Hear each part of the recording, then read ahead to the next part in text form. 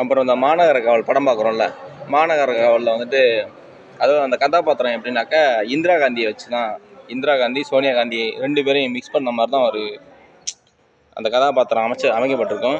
ஆனால் அவங்கள வந்து வாஜ்பாய் இருக்கிறார்ல, அவர் கொலை செய்கிறதுக்கு திட்டம் போடுற மாதிரி காட்சிகள் வரும்.